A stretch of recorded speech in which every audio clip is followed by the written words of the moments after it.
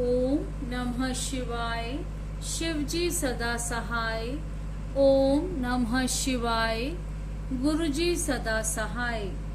अग्नि और सोम के स्वरूप का विवेचन तथा जगत की अग्निशोमात्मकता का प्रतिपादन।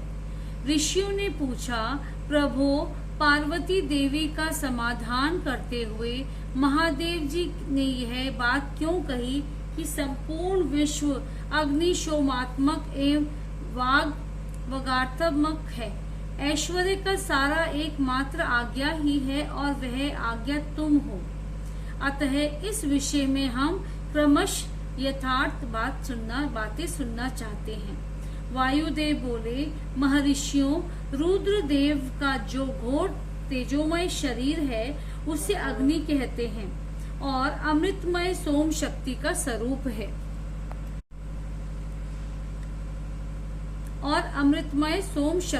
स्वरूप है। क्योंकि शक्ति का शरीर शांति कारक है। जो अमृत है वे प्रतिष्ठा नामक कला है और जो तेज है वे साक्षात विद्या नामक कला है। संपूर्ण सूक्ष्म भूतों में वे ही दोनों रस और तेज हैं। तेज की वृत्ति दो प्रकार की है, एक सूर्य रूपा है और दूसरी अग्नि रूपा। इसी तरह रस वृत्ति भी दो प्रकार की है, एक सोम रूपिणी और दूसरी जल रूपिणी। तेज विद्युत आदि के रूप में उपलब्ध होता है तथा रस मधुर आदि के रूप में। तेज और रस के भेदों में ही इस चराचर जगत को धारण कर रखा है। अग्नि से अमृत की उत्पत्ति होती है और अमृत स्वरूप घी से अग्नि की वृद्धि होती है। अतएव अग्नि और सोम को दी हुई आहुति जगत के लिए हितकारक होती है।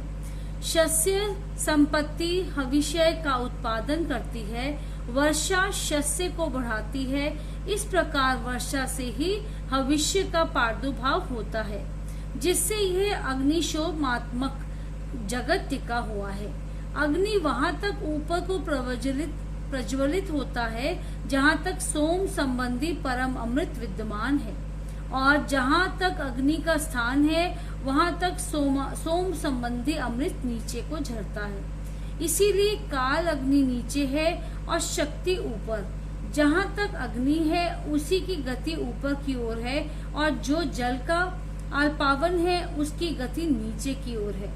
आधार शक्ति ने ही इस ऊर्ध्वगामी कालाग्नि को धारण कर रखा है तथा निमग्नागामी सोम शिव शक्ति के आधार पर प्रतिष्ठित है।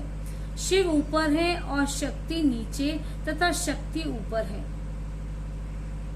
और शिव नीचे। इस प्रकार शिव और शक्ति ने यहाँ सब कुछ व्याप्त कर रखा है। बारंबार अग्नि द्वारा जलाया हुआ जगत भस्मसात हो जाता है। ये अग्नि का वीर्य है। भस्म को ही अग्नि का वीर्य कहते हैं। जो इस प्रकार भस्म के शेष स्वरूपों को जानकर अग्निह इत्यादि मंत्रों द्वारा भस्म से स्नान करता है, वे बंधा हुआ जीव पाश से मुक्त हो जाता है।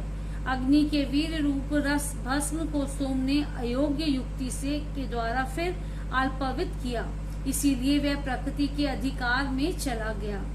यदि योग युक्ति से साक्षात अमृत वर्षा के द्वारा उस भस्म का सब और अल्पवन हो तो वह प्रकृति के अधिकारों को निर्वृत्त कर देता है। अतः इस तरह का अमृत पावन सदा मृत्यु पर विजय पाने के लिए ही होता है। शिवाग्नि के साथ शक्ति संबंधी अमृत का स्पर्श होने पर जिसने अमृत का अल्पावन प्राप्त कर लिया, उसकी मृत्यु कैसे हो सकती है।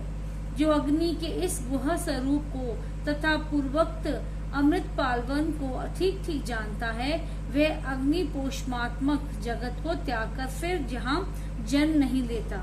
जो शिवाग्नि से शरीर को दग्ध करके शिव शक्ति स्वरूप सोमृत से योग मार्ग के द्वारा इसे अल्पवित करता है, वह अमृत स्वरूप हो जाता है। इसी अभिप्राय को